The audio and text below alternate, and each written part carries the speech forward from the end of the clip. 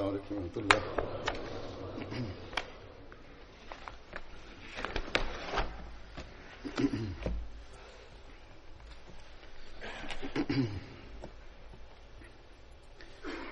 أشهد أن لا إله إلا الله وحده لا شريك له وأشهد أن محمدا عبده ورسوله أما بعد فأعوذ بالله من الشيطان الرجيم بسم الله الرحمن الرحيم الحمد لله رب العالمين الرحمن الرحيم مالك يوم الدين إياك نعبد وإياك نستعين اهدنا الصراط المستقيم صراط الذين أنعمت عليهم غير المغضوب عليهم ولا الضالين.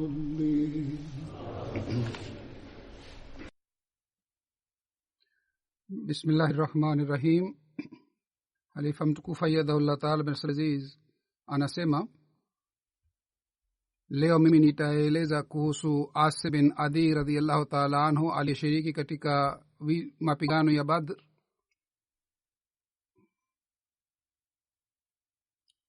Alikuwa kutoka katika kabila Banu Ajlan bin Haritha.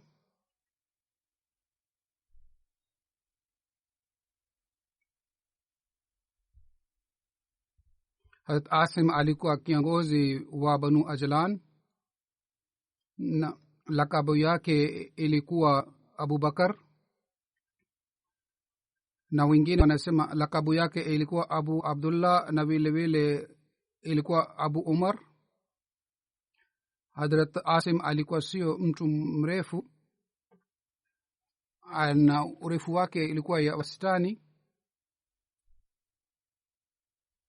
na mtoto wake alikuwa anaitwa Abul Barda, na binti yake alikuwa Sehla, na aliolewa na Hazrat Abdurrahman bin Auf, na yeye alikuwa na watoto wanne, watoto wa kiume watatu na binti alikuwa moja. Wakati Mtume sallallahu alaihi wasallam alipokuwa anaelekea Badri,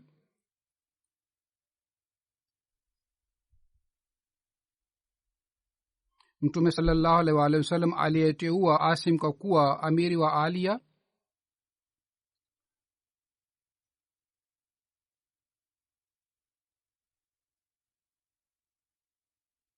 Katika riwaya imeelezwa kwamba Hazrat Asim aliambiwa na Mtume sallallahu alaihi wasallam arudi na awe amiri wa sehemu ya Alia. Yeye ingawa alirudishwa nyuma, lakini alihesabiwa pamoja na wale maswahaba walioshiriki katika mapigano ya Badri.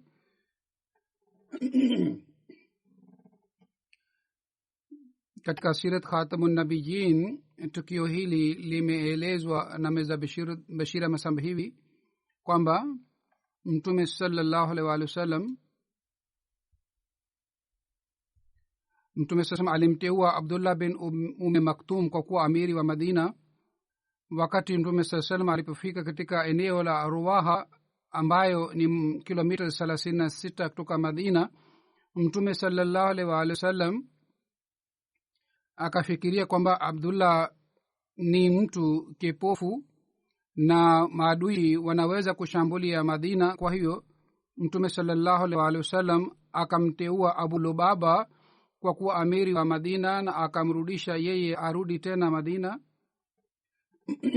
Na Abdullah bin Maktum akasema yeye ataongoza swala tu, lakini amiri atakuwa Abu Lubaba.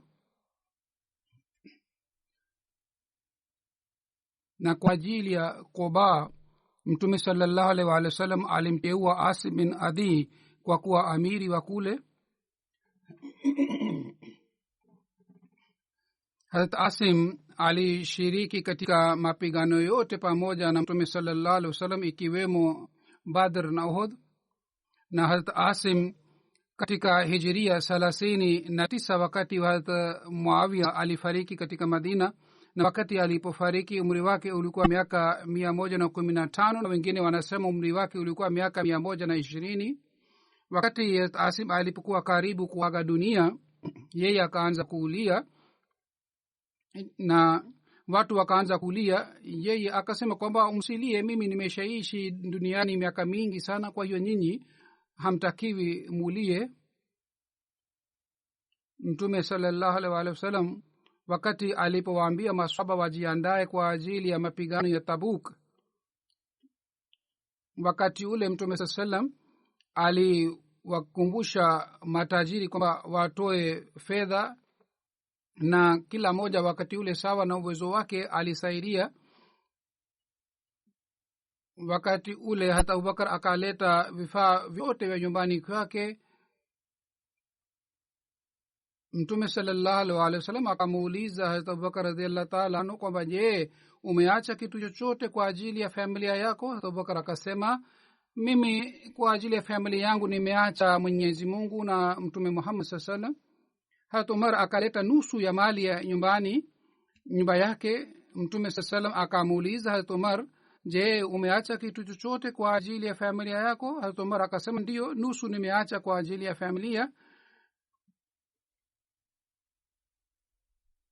Wakati yule Hazrat Abdurrahman akatoa okia 100.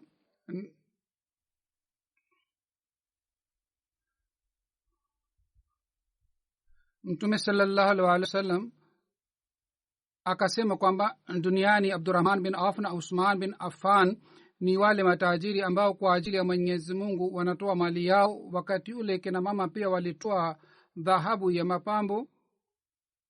Wakati ule Hazrat Asim alitoa tende wask 70.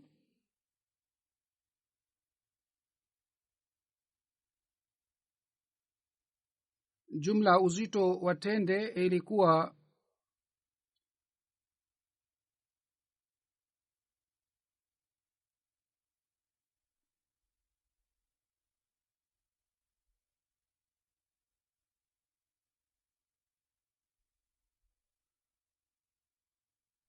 uzito wa tende ilikuwa kubwa sana. Na wakati huo Hazrat Asim alijitolea.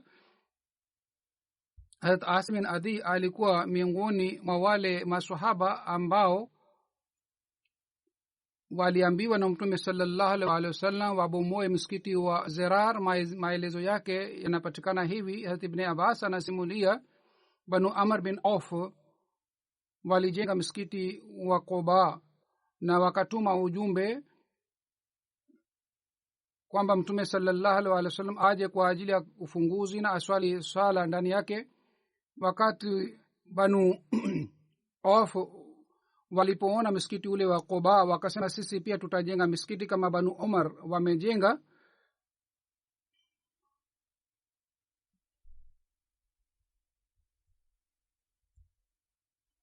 Mtu mmoja aitwaye Abu Amir Fasik, yeye alikuwa mdui wa Islam, akasema, nyinyi pia mujenge misikiti na muweke silaha ndani yake. Na yeye akasema, mimi namwendea Kaisar na kutoka kule mimi nitaleta wanajeshi, kisha tutawashambulia Muhammad na wafuasi wake na tutawafukuza katika Madina. Wakati ujenzi wa misikiti ulipokamilika, watu wa Banu Amr wakaja wakamjia Mtume sallallahu alaihi wasallam wakasema kwamba sisi tumejenga misikiti huu kwa ajili ya wagonjwa na walemavu ili waweze kusali kule pale, na wakamuomba Mtume sallallahu alaihi wasallam aje kwa ajili ya kuongoza swala kwa ajili ya funguzi wa msikiti. Mtume sallallahu alaihi wasallam akasema kwamba mimi najiandaa kwa ajili ya safari fulani, nitakaporudi inshallah nitakuja kusali swala ndani ya msikiti ule. na wakati ule mtume sallallahu alayhi wasallam alikuwa anajiandaa kwa ajili ya safari ya Tabuk. Mtume sallallahu alayhi wasallam baada ya kurudi kutoka Tabuk, mtume sallallahu alayhi wasallam akapumzika katika eneo la Zion. Kule akapata ufunuo kutoka kwa Mwenyezi Mungu kuhusu msikiti wa Zarar. wallazina takhazu masjidan ziraran wa kufran wa tafriqan baina almu'minina wa irsadan liman haraba allaha wa rasulahu min qabl wala yahlifunna in aradna illa alhusna wallahu yashhadu innahum lakazibun. Mtume sallallahu alayhi alipata ufunuo huu katika eneo liitwalo Zion. Maana yake, tafsiri yake ni kwamba wale watu ambao kwa ajili ya kuleta madhara na kwa ajili ya kuleta ikhtilafu katika waaminio na kwa ajili ya kumpatia makao makuu yule mtu ambaye ni mdui wa Mwenyezi Mungu wamejenga misikiti, hawa watu watasema tumejenga misikiti kwa ajili ya khairi na sisi tunataka khairi kwa ajili ya watu wote. Wakati mtume sallam alipopata ufunuo, akamuita Malik bin Adi na Maan na akawaambia wabomoe msikiti huu. Na katika riwaya nyingine imeelezwa kwamba Malik na Washi na Suaib, hawa watatu waliteuliwa kwa ajili ya kubomoa msikiti ule. Katika Shara Zarkani imeandikwa kwamba huenda mtume sallallahu alaihi wasallam aliwatuma wawili kwanza, kisha baadaye aliwatuma wanne kwa ajili ya kuwasaidia wale wawili. Mtume sallallahu alaihi wasallam akawaamuru waende upande wa msikiti wa Zirar na wabomoe na wachome msikiti ule. Hawa wote wakafika katika kabila la Banu Salam, ilikuwa kabila la Malik bin Dusham.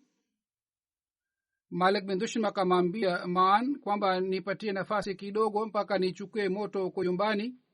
Kwa hiyo yeye akaleta moto kutoka nyumbani kwake. Kisha wakafika wakati wa Maghrib na Isha na wakachoma msikiti na wakabomoa msikiti ule sawa na amri ya Mtume sallallahu alaihi wasallam. Hazur anasema nimeshawahi kueleza tukio hili wakati nilipoeleza kuhusu Malik bin Dusham. Kwa vyovyote wakati ule wale waliojenga msikiti ule, wale watu walikuwepo pale wakati msikiti ule ulipobomolewa, lakini msikiti ulipochomwa wakakimbia. Wakati Mtume sallallahu aliporudi Madina, Mtume sallallahu alaihi wasallam akataka sehemu ile ya msikiti apewe Asim bin Adi ili ajenge nyumba yake pale. Lakini Asim bin Adi akasema mimi sitajenga nyumba pale, akaomba radhi.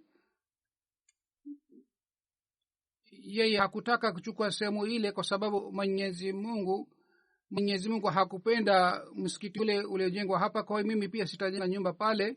Kwa hiyo Mtume sasa akampatia sehemu ile Sabit bin Akram. Hapana, Hazur anasema kwamba Asim bin Adi akasema mimi tayari ninayo nyumba yangu, kwa hiyo mimi napendekeza Sabit apewe sehemu ile kwa sababu Sabit hana nyumba yake ili aweze kunyemba nyumba yake pale.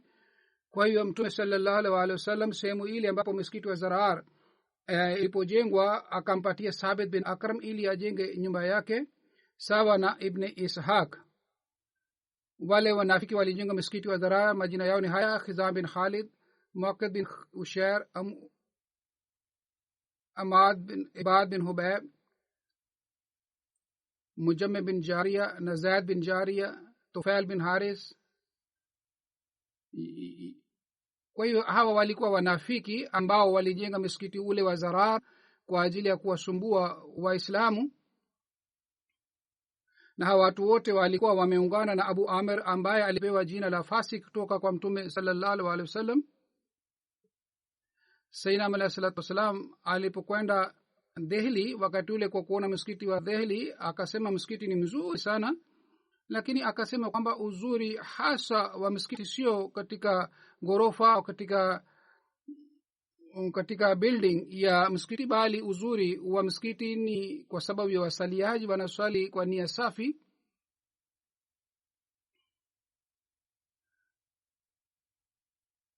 Mtume sallallahu alaihi wasallam alijenga msikiti mdogo, na msikiti ule ulijengwa na majani na udongo. Hata maji ya mvua yalikuwa yanaingia ndani, lakini ule msikiti ulikuwa mbora. Kwa hiyo uzuri wa msikiti ni kwa sababu ya wasaliaji. Sayyidina Alayhi Salam anasema zaidi kwamba wakati wa Mtume sallallahu alaihi wasallam wanafiki walijenga msikiti, lakini msikiti ule ulibomolewa, na msikiti ule ulikuwa unaitwa Masjid Zarar, yani msikiti wa kuleta madhara, na msikiti ule ulichomwa. Lakini kuhusu msikiti, Mwenyezi Mungu anasema kwamba msikiti inatakiwa ijengwe juu ya msingi ya uchamungu. Hazur anasema kwamba huu ndio ni uhakika wa ujenzi wa msikiti.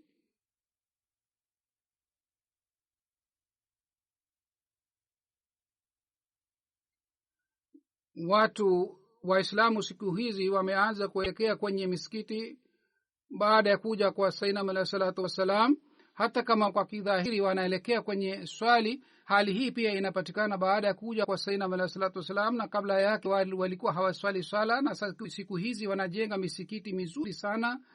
Lakini licha ya kuwa na hali yote kwamba wanajenga misikiti mizuri, wanaelekea kwenye misikiti, na wengine wameanza kuja misikitini, na hasusan siku hizi katika nchi ya Pakistan wameanza kusali swala, lakini misikiti yote ni bila kuwa na uchamungu, haina uchamungu ndani yake. Ikiwa Mwenyezi Mungu alisema msikiti wa Zarar ibomolewe, sababu yake ameeleza ni hii kwamba msikiti hasa ni ule msikiti ambao msingi wake unakuwa juu ya uchamungu, juu ya takwa. Lakini hawa maulama wa Kiislamu wamedhani kwamba kumpinga Sayyidina alayhi salatu wasalam au kumtukana Sayyidina alayhi salatu wasalam na kutumia maneno machafu dhidi ya Sayyidina alayhi salatu wasalam na kuitukana jumuiya ya Ahmadiyya ndiyo ni uchamungu. Tena sio hii tu, bali matukio ya aina hii yanaendelea kupatikana, kwamba kwa sababu ya ikhtilafu ya makundi hawa wanaendelea kugombana na wanaendelea kutukana na wanaendelea kuhitilafiana, na hata wanaanza kugombana huko msikitini, na matukio haya yanapatikana siku hadi siku. Mambo haya yote yanathibitisha kwamba hawa hawana uchamungu, hawana takwa, na hawatimizi haki ya msikiti ipasavyo.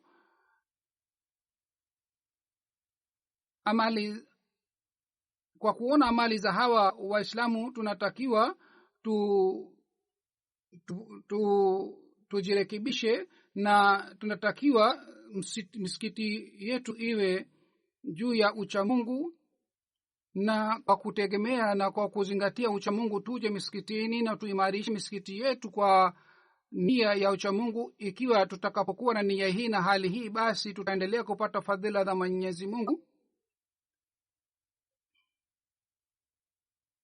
Hadha Khalifa Awwal radhiyallahu ta'ala anhu anasema kuhusu hii liman harab Allah, kuhusu sehemu hii aya anasema hapa Mungu anaashiria pande Abu Amr aliyekuwa Mkristo. Yeye alikuwa anafanya njama, na alifanya njama hii kwamba Mtume sallam aswali swala katika msikiti ule, kisha Waislamu watakuja pale, basi mimi hivi nitaleta ikhtilafu katika Waislamu. Huyu Abu Amr alikuwa ametunga ruya fulani na ndoto fulani, na akasema mimi nimeona Mtume Muhammad sallallahu alaihi wasallam atafukuzwa na watu, na atakapokufa atakuwa peke yake, hatakuwa na msaidizi yeyote. Mtume sallallahu alaihi wasallam kwa kusikia ndoto yake alisema ndio, ndoto yake ni sahihi kabisa. Ndoto yake ni sahihi kwa sababu yeye mwenyewe amejiona katika ndoto yake, hakuniona mimi.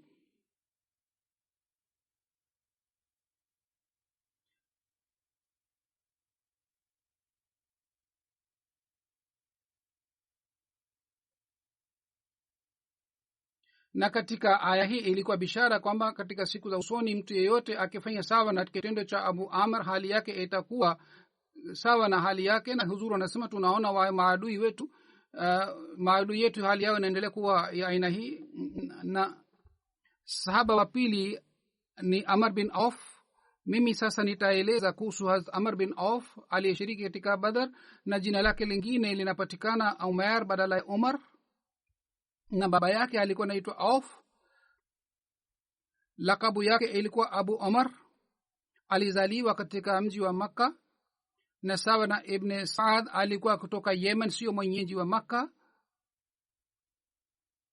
Wanahistoria na wale ambao wanaandika kuhusu sera za hawa masahaba na muhaddisin, yani wale watu ambao wanaeleza hadithi, wanasimulia hadithi za Mtume sallallahu alaihi wasallam, hawa wote wametoa rai mbalimbali kuhusu jina lake.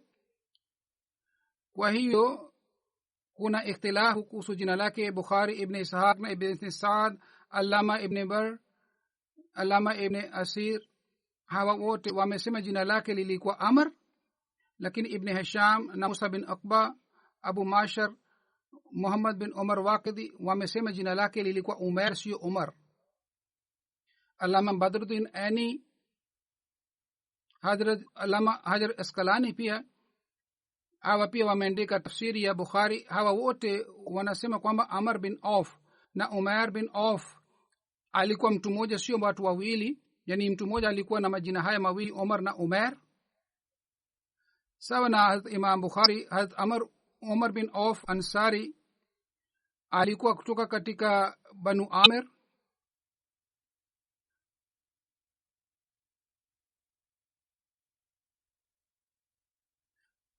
Allama Badruddin Eni ambaye ameandika tafsiri ya Bukhari Sharif, yeye amejaribu kueleza vizuri ikhtilafu hii. Anasema Hazrat Umar bin Auf alikuwa kutoka katika kabila la Aus au Khazraj, na yeye alihamia Makka, na yeye alianza kuishi. Kwa hiyo yeye kwa kuwa na hii akawa Ansari na vile vile akawa Muhajir pia. Hazrat Umar bin Auf alikuwa miongoni wale Waislamu waliotangulia kusilimu. Hazrat Umar bin Auf wakati alipohamia Madina alikaa kwa Hazrat Kulsum katika Madina. Hazrat Umar bin Auf alishiriki katika Badr, Uhud, Khandak na vile vile katika mapigano yote alipata bahati ya kushiriki pamoja na Mtume Muhammad sallallahu alaihi wasallam. Hazrat Amr bin Auf wakati Hazrat Umar radhiyallahu ta'ala anhu alifariki, na Hazrat Umar aliongoza jeneza yake.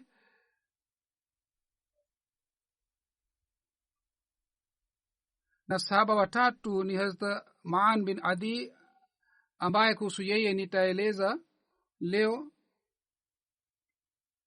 Hazrat Maan alikuwa ndugu wa Hazrat Asim bin Adi. Hazrat Maan pamoja na maswahaba 70 alishiriki katika Bai'at Aqba.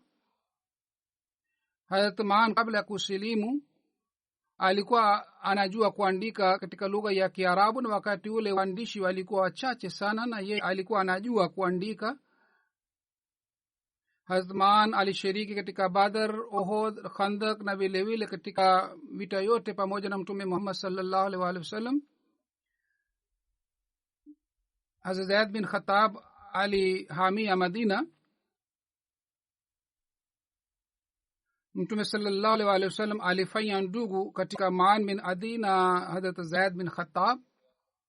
Hazrat Umar anasimulia wakati Mtume sallallahu alaihi wasallam alipofariki, mimi nilimwambia Hazrat Abubakar kwamba tuende pamoja nasi kwa Ansar. Kwa tukaenda na tukakuta watu wawili ambao walishiriki katika Badri. Nikamwambia Urwa bin Zubair,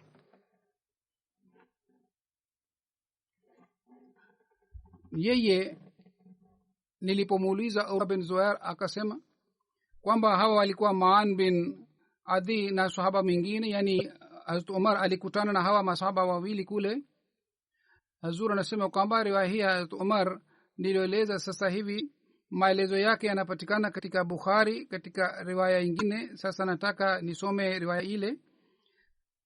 Hazrat Ibn Abbas anasimulia, mimi nilikuwa nikiwasomesha Qur'ani tukufu Muhajirin, na miongoni mwa hawa alikuwa Abdurrahman bin Auf pia. Siku moja nilikuwa katika nyumba yake iliyopo katika Mina, na tukio hili lilitokea wakati Umar alipofanya haji yake ya mwisho. Abdurrahman aliponijia, yani Abdurrahman bin Auf aliponijia, yeye akasema, lao wewe pia ungemuona yule mtu ambaye alimjia Amirul Mu'minina, na akasema, ewe Amirul Mu'minina, je, umejua kuhusu amri fulani anayesema kwamba ikiwa Umar anawaga dunia mimi nitafanya bayat ya mtu fulani? Je, umepata hali ya mtu ambaye anasema maneno haya kwamba Umar akiaga dunia mimi nitafanya bayat ya mtu fulani? Kisha akasema kwamba watu walifanya bayat ya Abu Bakar haraka haraka bila kuelewa. Yani yeye hakusema hii tu kwamba yeye atafanya bayat ya mtu fulani, bali akasema kwamba bayat Abu Bakar pia ilikuwa sio sahihi, watu kwa haraka haraka walifanya bayat yake. Kwa hiyo yeye alisema maneno haya. Kwa kusikia maneno yake Umar akahuzunika sana, na akasema, ikiwa Mungu akipenda leo jioni mimi nitawahutubia watu na mimi nitawaonya wale watu na nitawakumbusha watu wasidanganywe na hawa watu. Na mimi nikamwambia Umar kwamba tafadhali usifanye hivi, kwa sababu wakati wa haji watu wengine pia wanakuwepo na wengine ambao ni wabaya pia wanakuja pale. Utakaposimama kutoa hutuba, hawa watu wabaya watakuja karibu nawe. Huenda wakati unapotoa hutuba useme neno ambalo baada yako watu watafanya maana ya neno lako au kauli yako sawa na hiari yao, na huenda watu hawataelewa hutuba yako, wala huenda hawatatumia maneno yako kama ipasavyo. Kwa hiyo hii hatari ipo, kwa sababu watu wengi wamejumuika wakati wa haji na wapo wengine ambao sio wazuri. Kwa hiyo yeye akamshauri Umar kwamba usubiri mpaka urudi Madina. Tutakaporudi Madina, wakati ule unaweza kutoa hutuba kule katika Madina. Tutawakusanya watu wazuri na kule unaweza kuwahutubia watu. Na mimi nikamwambia kwamba watu wataalamu wenye akili wataelewa hutuba yako na watafuata kama ipasavyo. Hazrat Umar akakubali, akasema sawa, tutafanya hivi. Na akasema inshallah mimi nitakaporudi Madina na nikitoa hutuba mimi nitaeleza jambo hili ambalo nataka kulieleza. Ibn Abbas anasema kwamba tuliporudi Madina, ilipokuwa siku ya Ijumaa, wakati jua lilipozama, nikamkuta Said amekaa karibu na mimbari. Mimi pia nikakaa karibu naye, na mimi nilikuwa karibu naye sana. Baada ya muda mfupi Umar bin Khattab akatoka katika nyumba yake. Mimi nilipomwona anakuja miskitini, nikamwambia Said bin Zaid, leo atasema kauli ambayo tangu ameteuliwa kwa halifa hakuweza kusema kauli hii. Yule Said akashangaa kukusikia neno langu. Yeye akasema, mimi sitegemei kwamba atasema kauli ambayo hajawahi kusema katika maisha yake. Kwa hiyo Umar akakaa katika membari.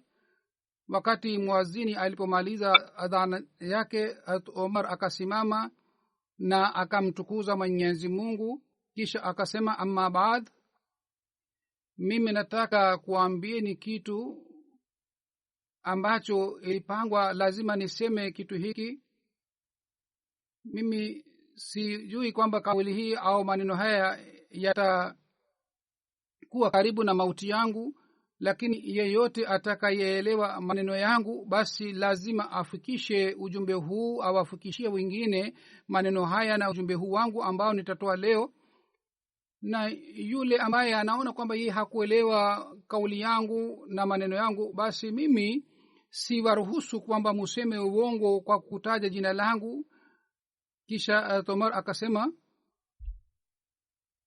Mwenyezi Mungu alimtuma mtume Muhammad sallallahu alaihi wasallam. Kisha akaeleza amri za Qur'ani tukufu, akaeleza mafundisho ya Qur'ani tukufu kwa urefu sana. Kisha Umar akasema sikilizeni, mtume sallallahu alaihi wasallam alisema msinisifu kupita kiasi kama Isa bin Maryam alisifiwa kupita kiasi.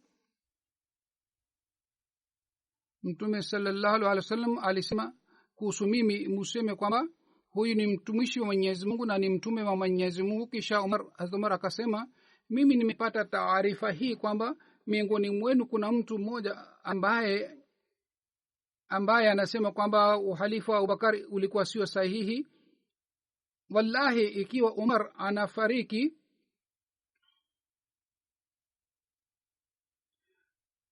na vile vile yule mtu amesema kwamba ikiwa Umar anafariki mimi nitafanya bayat ya mtu fulani. Umar akasema kwamba mtu yeyote asiseme na maneno ya aina hii. Na Umar akaanza kueleza maelezo kuhusu uhalifa wa Abubakar. Akasema mtu asiseme kwamba watu walifanya bayat ya Abubakar haraka haraka bila kuelewa, na yeye alichaguliwa kwa halifa katika njia hii kwamba watu walifanya bayati yake haraka haraka. Hii ni sahihi kwamba bayati yake ilifanywa kwa haraka sana, lakini Mwenyezi Mungu alilinda Waislamu kutoka katika shari ya kila aina. Ingawa bayati ilifanywa haraka haraka kwa sababu ilikuwa nafasi ya aina hii kwamba maswahaba wafanye bayati haraka haraka, lakini Mungu alilinda katika shari kila aina.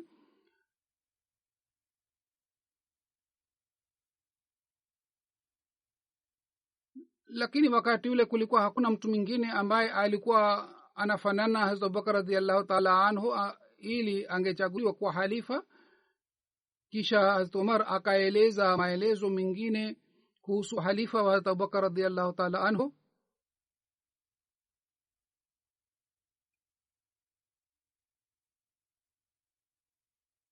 Kisha akasema yeyote ambaye anafanya bayat ya mtu bila ushauri wa Waislamu, kwa sababu bayati ya Abubakar pia ilifanywa kwa ushauri wa Waislamu. Na kumbukeni, yeyote ambaye anafanya bayati ya mtu bila ushauri wa Waislamu yule sio sahihi, kwa sababu bayati sio sahihi. Kisha Umar akaeleza tukio la uchaguzi wa Abubakar kwamba wakati Mtume sallallahu alipofariki Maansar wakawa maadui wetu.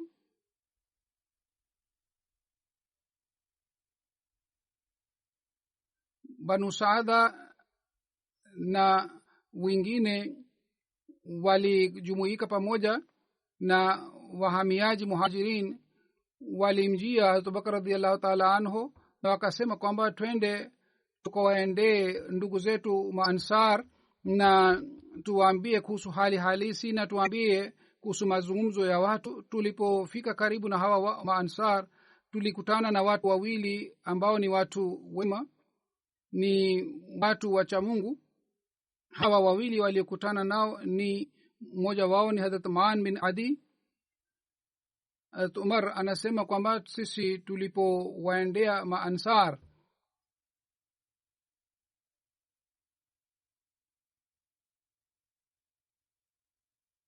hawa wawili walituambia kuhusu Ansar na wakasema, enyi jumuiya ya Muhajirin, mnataka kwenda wapi? Sisi tukasema tunaenda kukutana na ndugu zetu Maansar. Hawa wote wawili ambao walikutana na Hazrat Umar, mmoja wao alikuwa Hazrat Maan bin Adi, akasema kwamba tafadhali msiende kule, yoyote mnayotaka kushauri basi mshauri nyinyi wenyewe, msiwaendee Maansar. Lakini sisi tukasema wallahi lazima tutawaendea. Kwa hiyo kwa kusema maneno haya tukawaelekea na tukafika katika kabila la Banu Saada. Kule Hazrat Umar na Hazrat Abubakar walijadili na Maansar kwa muda mrefu sana, na mazungumzo haya yalikuwa kuhusu uchaguzi wa uhalifa. Maelezo yake ni ndefu sana. Hazrat Muslim Maud radhiallahu ta'ala anhu ameeleza maelezo haya. Mimi nataka nieleze maelezo haya yaliyoelezwa na Hazrat Muslim Maud. Banu Saida walikuwepo pale, na Hazrat Muslim Maud anasema wakati wa kifo cha Mtume Muhammad sallallahu alaihi wasallam maswahaba waligawanyika katika makundi matatu. Kundi moja likasema kwamba baada ya kufariki kwa Mtume sallallahu alaihi wasallam tunatakiwa tuwe na mtu ambaye ataimarisha mafundisho ya Islam, lakini ahali na familia ya Mtume Muhammad sallallahu alaihi wasallam inaweza kuelewa vizuri mambo haya yote. Kwa hiyo kutoka katika familia Mtume anatakiwa ateuliwe mtu mmoja, kutoka katika familia yake ateuliwe mtu mmoja ili aweze kutukumbusha kuhusu mafundisho, na mtu mwingine yote asichaguliwe. Lakini kundi lingine lilikuwa linasema kwamba ikiwa mtu mwingine mghairi ya familia ya Mtume sallallahu alaihi wasallam anachaguliwa, basi watu hawatamtii na yeye hatasikilizwa. Kwa hiyo tunatakiwa tuchague mtu kutoka katika familia ya Mtume sallallahu alaihi wasallam. Ikiwa sisi tunachagua halifa katika familia ya Mtume sallallahu alaihi wasallam, watu wamezoea kutii familia hii, kwa hiyo watatii familia hii kwa urahisi. Kama watu wanazoea kutii mfalme, yeye anapofariki mtoto wake anakuwa kiongozi baada yake, watu wanaanza kumtii yule mtoto wake kwa sababu anakuwa wamezoea. Lakini kundi lingine lilikuwa na maoni tofauti. Lile kundi likasema kwamba hakuna sharti kwamba lazima halifa achaguliwe kutoka katika familia ya Mtume sallallahu alaihi wasallam, bali muhimu ni kwamba mtu ambaye anastahili achaguliwe kuwa halifa yeye achaguliwe. Kisha kundi hili pia liligawanyika katika makundi mawili. Hao wote makundi haya yote yaliwafiki kwamba lazima tuwe na kiongozi halifa baada ya Mtume sallallahu alaihi wasallam, lakini wakawa na ikhtilaf kwamba huyu awe kutoka katika kundi gani, kutoka katika watu gani. Kundi moja lilikuwa linasema kwamba wale watu ambao wamepata malezi wao wanastahili, yani muhajirin, kisha Quraysh miongoni wa hawa achaguliwe halifa. Na kundi lingine likasema kwamba kwa sababu Mtume sallallahu alaihi wasallam amefariki katika mji wa Madina, na katika Madina Maansar wanao nguvu, kwa hiyo wao wanaweza kuendesha nidhamu vizuri, kwa hiyo halifa achaguliwe katika Maansar. Kwa hiyo Maansar na Muhajirin wakaanza kuitalafiana na ithilafu ikapatikana juu ya madha hii. Maansar wanasema kwa sababu Mtume sallallahu alaihi wasallam aliishi pamoja nasi hapa na tulikuwa na nidhamu nzuri, na kule Maka kulikuwa hakuna nidhamu, kwa hiyo tunaelewa vizuri nidhamu, tunaweza kuendesha vizuri, kwa hiyo sisi tunastahili tuchaguliwe kuwa halifa. Lakini Muhajirin na vile vile wale walikuwa wanatoa hoja nyingine kwamba hii ni eneo letu, watu wanatusikiliza, wanatutii, kwa hiyo halifa anatakiwa awe miongoni mwetu, na halifa hatakiwi awe kutoka katika Muhajirin. Lakini dhidi ya maneno haya Muhajirin walikuwa wanasema kwamba Mtume sallallahu alaihi wasallam aliishi pamoja nasi kwa muda mrefu, sisi tulikaa pamoja naye kwa muda mrefu, kwa miaka mingi sana, kwa hiyo sisi tunaelewa vizuri dini, na jinsi sisi tunayoelewa mafundisho ya dini tukufu ya Islam Ansar hawawezi kuelewa. Ikhtilafu hii ilikuwa inajadiliwa pale, watu walikuwa wanatoa maoni na walikuwa hawajaafiki juu ya jambo lolote. Na kundi lingine lilikuwa linaafiki na Maansar wakajumuika katika nyumba ya Banu Saida, na wengine wakaafiki kwamba Saad achaguliwe kuwa halifa. Kwa hiyo Maansar wakasema kwamba nchi hii ni nchi yetu, ardhi hii, shamba hii ni yetu, na faida ya Islam ni katika hii kwamba halifa achaguliwe kutoka Maansar. Na wakasema kwamba Saad bin Ubada ni mtu ambaye anatakiwa achaguliwe kuwa halifa, yeye ndiye ni mtu mbora kwa halifa. na walikuwa wanajadili kwamba ikiwa muhajirini wanakataa sasa itakuwaje, na wakikataa wakasema akikataa tutasema kwamba amiri moja atakuwa miongoni mwetu na amiri moja itakuwa miongoni mwenu.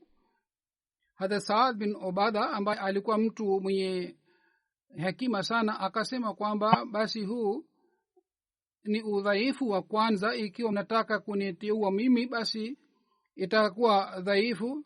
Inatakiwa amir awe mmoja. Ikiwa mnasema kwamba mmoja amir awe miongoni mwetu na mwingine awe miongoni mwao, basi hivi ikhtilafu itapatikana katika Islam.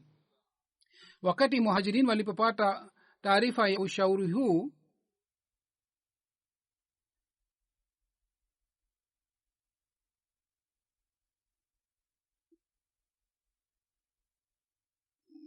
wao wakadhani kwamba ikiwa muhajirin, ikiwa halifa achaguliwi kutoka katika muhajirin, Waarabu hawatafuata.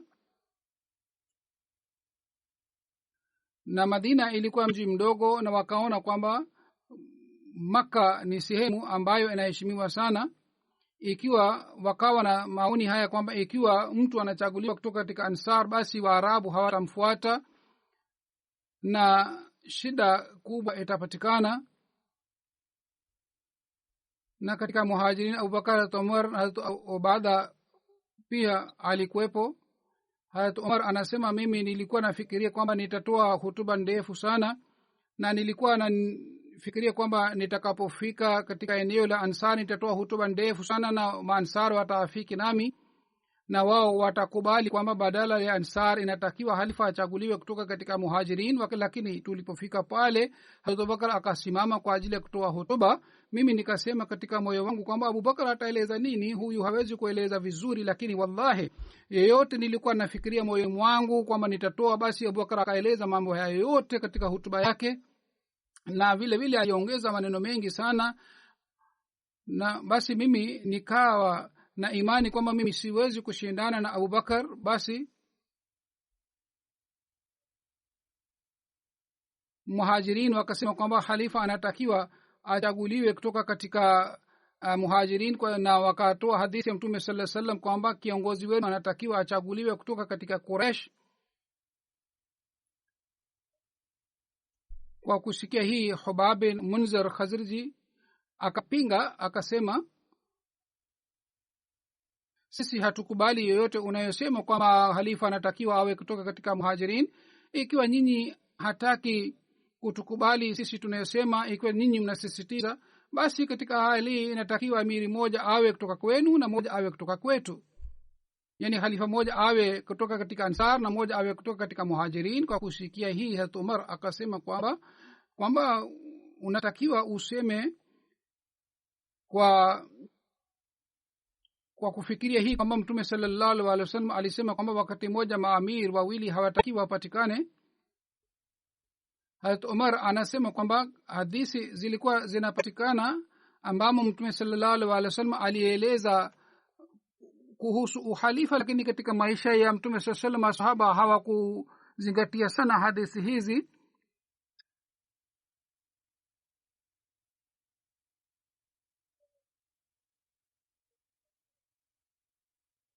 Hazrat Umar akasema kwamba maoni yangu haya kwamba amiri moja awe kutoka kwenu na moja awe kutoka kwetu haingia akilini hata kidogo. Kisha anaeleza namna gani Hazrat Abubakar alichaguliwa. Anasema baada ya mjadala Hazrat Abu Ubaida akasimama na akasema kwamba nyinyi Maansar ni taifa la kwanza lililompokea Mtume sallallahu alaihi wasallam nje ya Makka. Kwa baada ya kufariki kwa Mtume sallallahu alaihi wasallam siwe watu wa kwanza ambao wamebadilisha kauli ya Mtume sallallahu alaihi wasallam. Maneno haya yalileta athari juu ya Ansar kiasi hiki kwamba sahaba moja akasimama na akawaambia watu wake kwamba huyu anasema kweli, hawa watu ni kweli.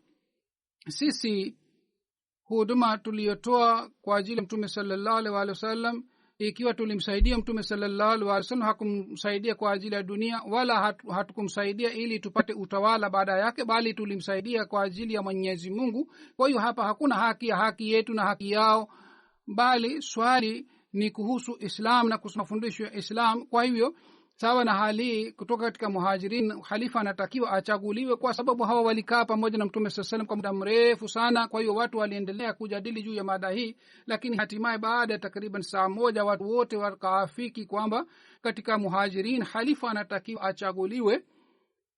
kwa hiyo watu majina ya Abubakar akasema kwamba kuna Umar au Abu Ubaida, mnaweza kuchagua halifa miongoni hawa wawili. Lakini hawa wote wawili wakakataa na wakasema kwamba yule ambaye wakati mtume sallallahu alaihi wasallam alikuwa mgonjwa, wakati yule alimteua kuwa imamu, sisi tutafanya bayati yake, yani sisi tutafanya bayati ya Hazrat Abubakar radhiyallahu ta'ala anhu. Hazrat Abubakar alipendekeza jina la Hazrat Umar na Hazrat Abu Ubaida kwa ajili ya khalifa. Hazrat Umar kwa kusikia pendekezo hili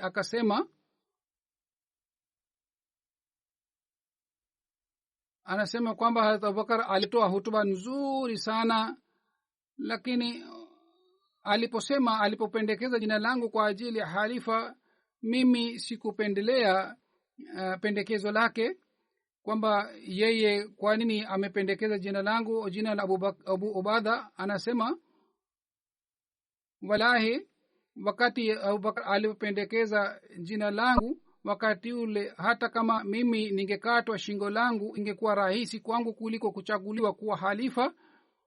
Mimi nilikuwa napendelea kwamba nikatwe shingo kuliko kuwa kiongozi wa taifa ambamo Hazrat Abubakar radhiallahu ta'ala anhu anapatikana, yani yeye ni mbora zaidi kuliko mimi.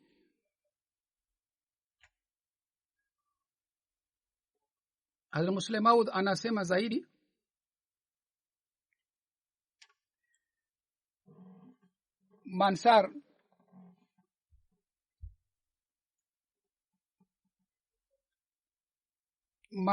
Maansar pia waliafiki kwamba watafanya bayati ya halifa atakayechaguliwa kutoka katika muhajirin. kwa hiyo watu wakaanza kufanya bayati ya Hazrat Abubakar, kwanza Hazrat Umar, kisha Hazrat Abu Ubaida, kisha Bashir, kisha Aus na Khazraj. kutoka katika makabila haya watu wakafanya bayat, na watu walianza kufanya bayat wakati ule Saad aliyekuwa mgonjwa. Watu walikuwa wanamkiniaga yeye kwa ajili ya kufanya bayati Hazrat Abubakar radhiallahu ta'ala anhu, na wakati huo Hazrat Saad na Hazrat Ali hawakufanya bayat. na katika riwaya moja inapatikana kwamba Hazrat Ali alifanya bayat baada ya siku 3, na katika riwaya nyingine inapatikana alifanya bayat baada ya miezi 6. na sababu yake ilikuwa hii kwamba Fatima alikuwa mgonjwa sana, hakuweza kufanya bayati ya Abubakar. wakati Hazrat Ali alipokuja kwa ajili ya kufanya bayat, akasema mimi naomba radhi, sikuweza kuja kufanya bayat haraka kwa sababu Hazrat Fatima alikuwa mgonjwa sana. kwa hiyo Hazrat Ali alifanya bayat baadaye. Hazrat Urwa bin Zubair anasimulia wakati mtume sallallahu alaihi wasallam alipofariki dunia,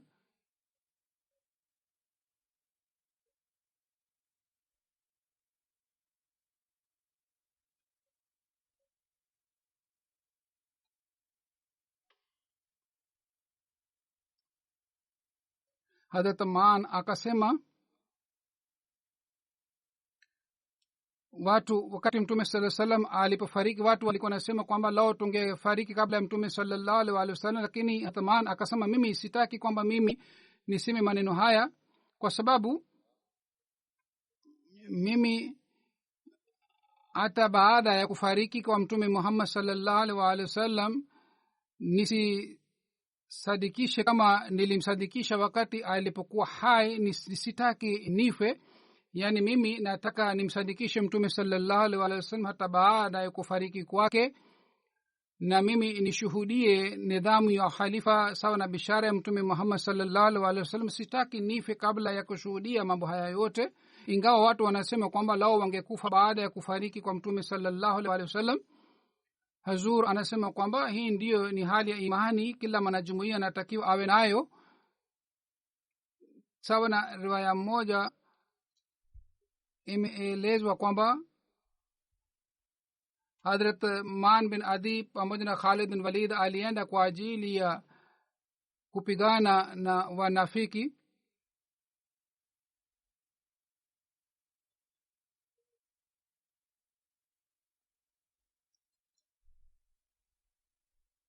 Mtume sallallahu alaihi wasallam alifanya ndugu katika Man bin Adi na Zaid bin Khattab. Na katika Hijria 12 wakati wa Umar radhiallahu ta'ala anhu aliuawa katika njia ya Mwenyezi Mungu awajali wanajumuiya wote waweze kujenga ikhlas na uhalifa na waweze kujiimarisha katika imani yao. Amin.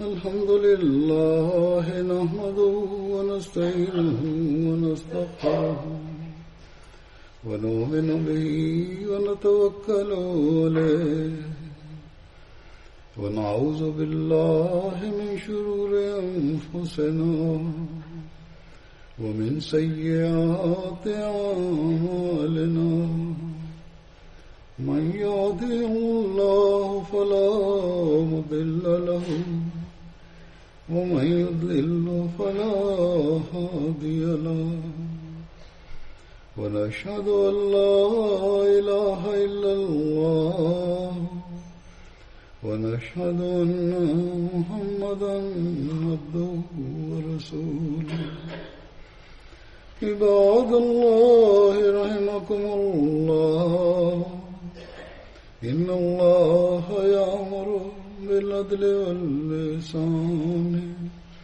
وإيتاء ذي القربى وينهى عن الفحشاء والمنكر والبغي يعظكم لعلكم تذكرون اذكروا الله يذكركم وادعوه يستجب لكم ولذكر الله أكبر